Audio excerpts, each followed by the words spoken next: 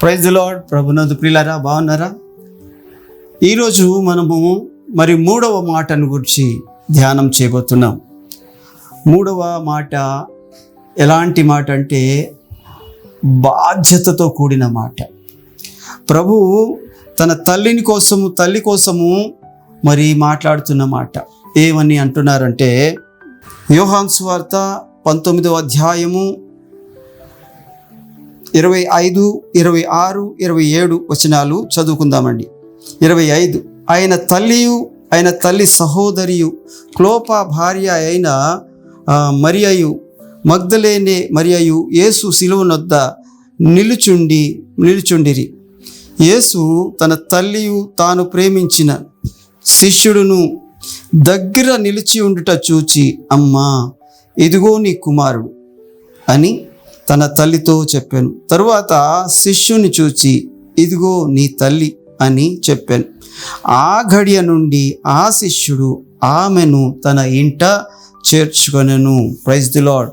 ప్రభునందు ప్రియులారా, ఇక్కడ చూసినట్లయితే ఈ మూడవ మాటలో బాధ్యత కలిగిన ఒక కొడుకు కనిపిస్తున్నారండి.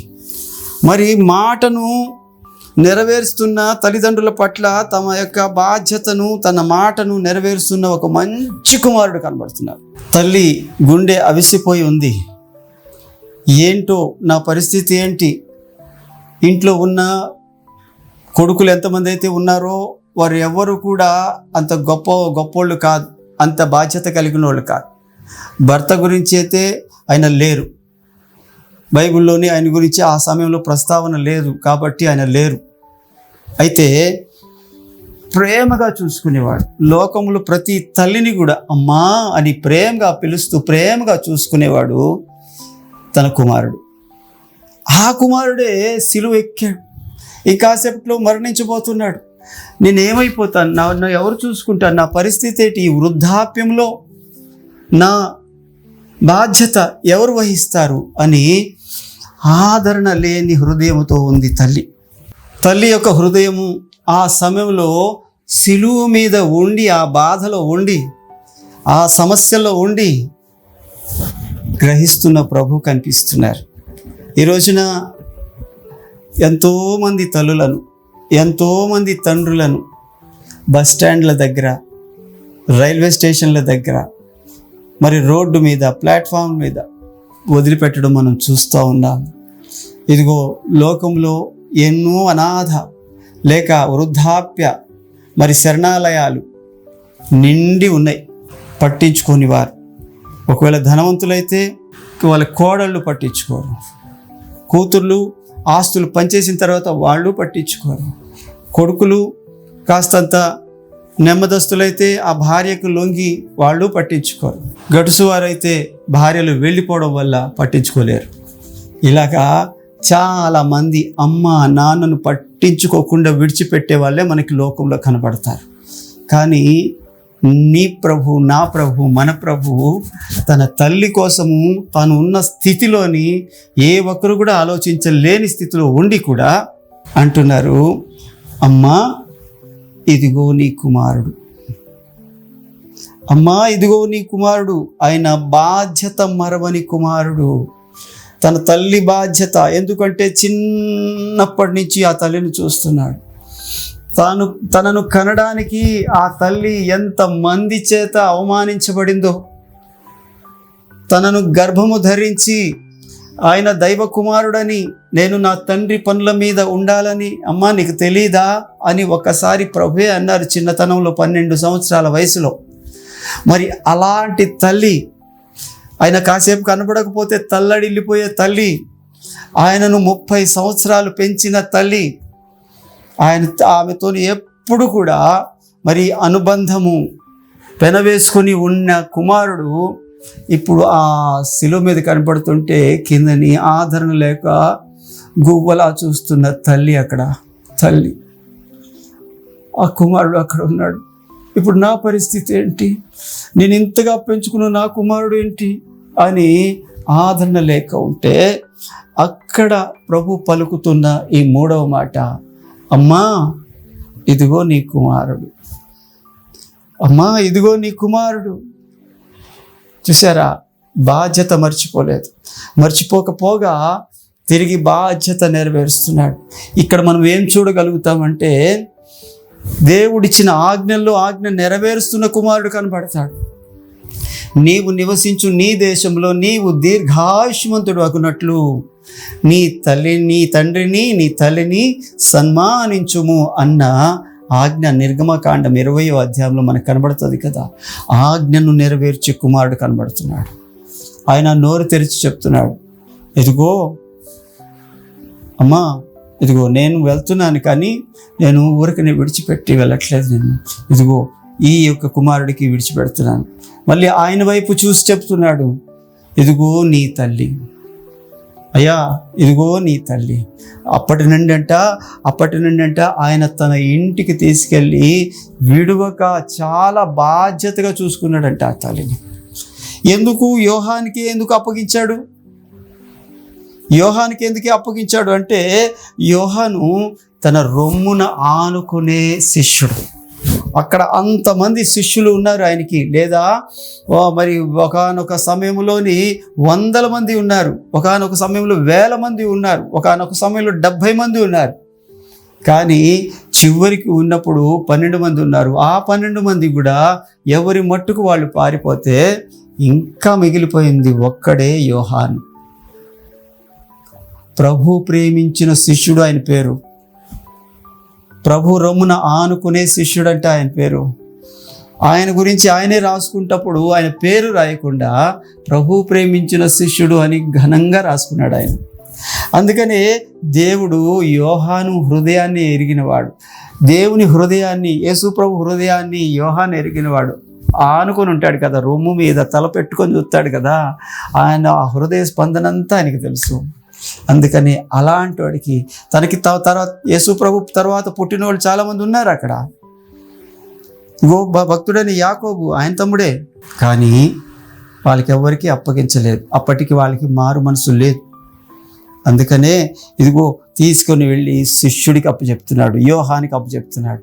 యోహాను, ఇదిగో మా అమ్మని చూసుకో అయ్యా, జాగ్రత్తగా చూసుకో నాయనా, నేను ఎలా చూసుకుంటానో నీకు తెలుసు కదా, అలాగా నువ్వు కూడా ఏది తక్కువ కాకుండా చూసుకో అయ్యా అని అప్పగిస్తున్నాడు. అందరూ పారిపోయినా సరే చివరి వరకు నిలిచి ఉన్న యోహానికి అప్పగించడం మనం దేవుని సన్నిధిలో చూస్తున్నాం. ఈ రోజున దేవుడు నిన్ను అడుగుతున్నాడు, ఏదైనా సమస్య వస్తే దేవుణ్ణి విడిచిపెట్టి వెళ్ళిపోతావా? ఏదైనా వ్యాధి స్వస్థత పొందకపోతే దేవుణ్ణి విడిచిపెట్టి వెళ్ళిపోతావా? నువ్వు అనుకున్నట్టుగా దీవించబడకపోతే దేవుణ్ణి విడిచిపెట్టి వెళ్ళిపోతావా? నువ్వు అనుకున్నట్టుగా అద్భుతాలు జరగకపోతే దేవుణ్ణి విడిచిపెట్టి వెళ్ళిపోతావా? నీవు అనుకున్నట్టుగా దేవుడు నీకు అనుకూలంగా లేకపోతే దేవుడిని విడిచిపెట్టి వెళ్ళిపోతావా? లేదు, అది ఎంత మాత్రము దేవుణ్ణి ప్రేమించడం కాదు. ప్రేమ కోసము మరి సువార్తల్లోని మంచి సువార్త ఏంటంటే యోహాను సువార్తే. దేవుడు లోకముని ఎంతో ప్రేమించను. అలాగే పత్రికల్లో యోహాను పత్రిక 1, 2, 3లోని కూడా అంతా ప్రేమ గురించే రాస్తాడు ఆయన దేవుడు ప్రేమాస్వరూపి అయి ఉన్నాడు అని 1 యోహాను పత్రిక 4:8 రాస్తాడు. ఆయన ప్రేమను బాగా దగ్గర ఉండి చూసినోడు యోహాను. అలాగే యోహాన్లో ఉన్న ఆ మంచితనాన్ని దగ్గరగా చూసినోడు ప్రభు. అందుకనే అందరూ పారిపోయారు, ఎవ్వరు విడిచట్లేదు, ఎవ్వరు లేరు అక్కడ. కానీ యోహాను మాత్రం అక్కడే ఉన్నాడు. ఆ యొక్క మరి రానువ వారిలోని తన నెలవరులైన వారిని బట్టి మరి ఆయన ప్రభుతోని దగ్గరగా నడిచాడు. ఈ రోజున దేవుడు నీతో మాట్లాడుతున్నాడు, నాతో మాట్లాడుతున్నాడు. మరి నువ్వు ప్రభువుకి దగ్గరగా ఉంటున్నావా? ఎంత శోధన వచ్చినా, ఎంత కష్టం వచ్చినా, ఎంత నష్టం వచ్చినా, ఎంత బాధ వచ్చినా ఆయన విడిచిపెట్టకుండా ఉంటావా? ఈయన విడిచిపెట్టలేదు. అందుకనే ప్రభువు మరి యోహానుకు అప్పగించాడు. ఇక్కడ మరి ఆయన 1 బాధ్యత నెరవేర్చిన వాడిగా కనబడుతున్నాడు, 2 ఆజ్ఞను పాటించిన వాడిగా కనబడుతున్నాడు, 3 దేవుని దగ్గర మరి నమ్మకమైన వారికి ఎవరు పడితే వారికి అప్పగించకుండా మరి ఆయన నమ్మకమైన వారికి అప్పగించిన వాడిగా కనబడుతున్నాడు, 4 మాదిరి చూపిస్తున్నాడండి. యేసు ప్రభువు అనేక సంగతులు మనకి మాదిరికి ఉంచారండి బైబిల్లో. మొదటి మాదిరి ఆయన రాజులకు రాజు, ప్రభువులకు ప్రభు. ఆయన తండ్రితో కూడా ఉండుట విడిచిపెట్టకూడని భాగ్యమని ఎంచుకోకుండా తను తాను తగ్గించుకొని మరి ఈ భూమికి మరి ఒక మనుష్యాకారంలోని ఒక రిక్తుడిగా మరి ఒక దాసుడిగా రావడం మనకి చూపించాడు. అంటే తను తాను తగ్గించుకోవడం ఎలాగో మాదిరిలో పెట్టాడు. ఆయన పాపి కాదండి, ఆయన పాపి కాదు, ఆయన పరిశుద్ధుడు. ఎటు నువ్వు వెతికినా సరే ఆయనలో రవ్వంత పాపము కూడా, సూది మొనంత పాపం కూడా నువ్వు పట్టుకోలేవు. నాలో పాపం ఉన్నదని మీలో ఎవడు స్థాపించగలడు అని సవాలు విసిరిన ప్రభు ఆయన. అలాంటి ప్రభు మనకి మాదిరి ఏముంచారో తెలుసా? పాపులు లేదా మారు మనసు పొంది పాప క్షమాపణ నిమిత్తము మీరు బాప్తిస్మం పొందండి అని ప్రభు యొక్క వాక్యం. ఆయన బాప్తిస్మం పొందాడు. ఆయన పాపి కాదు, కానీ మాదిరి కోసం ఆయన బాప్తిస్మం.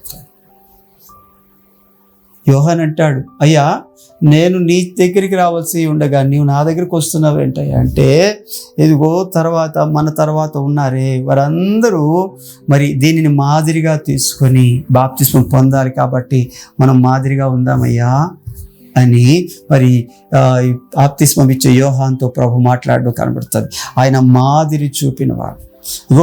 తను బాధపడి తన అడుగు జాడలను బట్టి మనం నడుచుకొనవలెనని మనకు మాదిరి ఉంచిపోయెను అని పేతురు గారు రాస్తారు. ఆయన మనకి మాదిరి ఉంచిపోయాడంట. అంత గొప్ప దేవుడై ఉండి ఇగో పశువుల శాలలో మరి ఆ పశువుల తొట్టెలో పరుండాడంట. ఈ రోజున తగ్గించుకోవడానికి ఎంత మాత్రం ఒప్పుకోము. మనం ఉన్న స్థలంలో గొప్ప మరి ఆసనాలు ఇస్తే కానీ ఒప్పుకొని వాళ్ళు చాలామంది ఉన్నారు. కానీ ఆయన రాజులకు రాజు అయి ఉండి, ఆకాశం నా సింహాసనము, భూమి నా పాదపీఠము, ఇగో మనుష్య కుమారుడు తలవాల్చుకున్నటకు జానెడు స్థలం లేదని మరొక దగ్గర, ఇగో నక్కలకు బొరియలు ఉన్నాయి, ఆకాశ పక్షులకు గూళ్ళు ఉన్నాయి అని ప్రభు చెప్తున్నారు. అంత ప్రభు మరి తన తలవాల్చుకోవడానికి స్థలం లేని స్థితిలో ఉన్నారు. మాదిరి ఆయన తలుచుకుంటే దొరకదా? ఈ భూమి అంతా ఆయనది కాదా?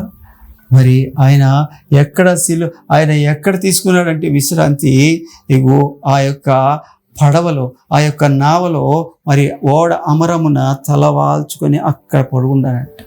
మరి తర్వాత ఆయన ఎక్కడ విశ్రాంతి తీసుకున్నాడంటే అగో ఆ పశువుల తొట్టిలో విశ్రాంతి తీసుకున్నాడు. ఆయన ఎక్కడ విశ్రాంతి తీసుకున్నాడంటే అదిగో ఆ శిలువ మీద విశ్రాంతి తీసుకున్నాడు. చూసారా? ఆయన విశ్రాంతి తీసుకోవడానికి తలవాల్చుకున్నటకు మనుష్య కుమారుడికి చోటు లేదు అని చెప్తున్నాడు. కానీ మనకి ఏమాత్రం పొద్దు తగ్గి వచ్చినా అసలు దేవుడున్నాడా? దేవుడుంటే మనకి ఎందుకు ఈ స్థితి, ఎందుకు ఈ గతి అని ఎంత కోపం వచ్చేస్తుందో కదా, ఎంత అసహనం కలుగుతుందో కదా. ఈ రోజున దేవుడు మాదిరి చూపేవాడిగా ఉన్నాడు. అలాగనే ఆయన ఎవరికి పడితే వారికి అప్పగించలేదు, బాధ్యత కలిగిన వారికి అప్పగించాడు. అలాగనే సిమియోను యొక్క ప్రవచనము నెరవేరుతుంది ఇక్కడ. ఏంటి ఆ ప్రవచనం అంటే, లూకా సువార్త 2వ అధ్యాయము 34వ వచనంలో, సిమియోను వారిని దీవించి, ఇదిగో అనేక హృదయాలోచనలు బయలుపడినట్లు ఇశ్రాయేలులో అనేకులు పడుటకును తిరిగి లేచుటకును వివాదాస్పదమైన గుర్తుగా ఈయన నియమింపబడి ఉన్నాడు. మరియు నీ హృదయంలోనికి ఒక ఖడ్గము దూసుకొని పోవునని ఆయన తల్లి అయిన మరియతో చెప్పెను. ఇగో నీ హృదయంలో నుంచి ఒక ఖడ్గము దూసుకుపోతుంది. ఇంతకంటే గొప్ప కడుపు కోత ఏముంది? తన కంటి ఎదురుగానే తన శుద్ధ యవ్వన కుమారుడు, 33.5 సంవత్సరాల యవ్వనస్తుడు మరి మరణిస్తూ ఉన్నాడు. అది అంతకుముందే సిమియోన్ అనే ఒక భక్తుడు ప్రవచించిన ప్రవచనం. అది కూడా అక్కడ నెరవేరుస్తున్నాడు ప్రభు. ఈ రోజున దేవుడు నీతో నాతో మాట్లాడుతుంది ఏంటంటే, ఈ 3వ మాటలోని బాధ్యత కలిగి ఉండు. అమ్మా నాన్నని విడిచిపెట్టొద్దు. ఎప్పుడు కూడా నీ చిన్నతనంలో నిన్ను ఎంతగానైతే వాళ్ళు నిన్ను భరించారో, మోసారో, నీ మంచి చెడ్డ చూశారో, నీకేది కావాలంటే అది తమకు స్థాయి ఉన్నా లేకపోయినా సరే తేవడానికి ప్రయత్నం చేశారో, కొంతమంది తెచ్చి ఇచ్చారో, అలాగనే వారు కూడా వృద్ధులైపోతే చిన్నపిల్లలే. వారిని కూడా నీ చిన్నతనంలో వాళ్ళు ఎలా చూశారో నువ్వు కూడా వాళ్ళని అలా చూస్తే నీ వృద్ధాప్యంలో నీ పిల్లలు కూడా అలాగే చూస్తారు. ఇక్కడ ప్రభు అంటాడు, అమ్మా ఇదిగో నీ కుమారుడు, ఇదిగో నీ తల్లి. ఈ రోజున ఈ 3వ మాట ద్వారా బాధ్యత నేర్పిస్తున్న కుమారుడు కనబడుతున్నాడు. తల్లిని ఆదరిస్తున్న కుమారుడు కనబడుతున్నాడు. ప్రభు యొక్క ఆజ్ఞను నెరవేరుస్తున్న కుమారుడు కనబడుతున్నాడు. మాదిరి చూపిస్తున్న కుమారుడు కనబడుతున్నాడు. మరి అలాంటి కుమారుడిగా నువ్వున్నావా? ఒకవేళ నీ తల్లిదండ్రులు ఏ బస్ స్టాండ్లో అడుక్కుంటున్నారా? రైల్వే స్టేషన్లోని అన్నం కోసం అలమటిస్తున్నారా? వీధుల్లో తిరుగుతున్నారా? ఒకవేళ వాళ్ళు ఇప్పుడు నీకు ఈ వాక్యము ద్వారా నీ చెవులకు వింటున్న ఈ వాక్యము ద్వారా జ్ఞాపకం వస్తే, ఇప్పుడు నువ్వు కూడికలో ఉన్నా సరే లేచి నిలిచి వెళ్ళు, వాళ్ళ కోసం వెళ్ళు, వాళ్ళని వెతికి తీసుకురా. ఈ వాక్యము నీలో పనిచేయాలి, నిన్ను ఆశీర్వాదకరంగా మారాలి. నువ్వు శాపగ్రస్తుడు కాకూడదు. కనుక ఈ 3వ మాట ద్వారా దేవుడు మనకి ఎన్ని పాఠాలు నేర్పిస్తున్నాడు. ఆ పాఠాల ద్వారా నీవు ఆశీర్వదించబడాలని కోరుకుంటూ ఈ నా మాటలు ముగిస్తున్నాను. Praise the Lord. వందనాలు. మంచిదండి ప్రియులారా, మరి యొక్క కృపావార్త ఛానల్ని లైక్ చేయండి, షేర్ చేయండి, సబ్స్క్రైబ్ చేయండి. అలాగనే మరి మీ యొక్క అమూల్యమైన అభిప్రాయాలని కామెంట్ రూపంలో మాకు తెలియచేయండి. ప్రభు మిమ్మల్ని నిండారులుగా ఆశీర్వదించుడుగాక. Praise the Lord. వందనాలు.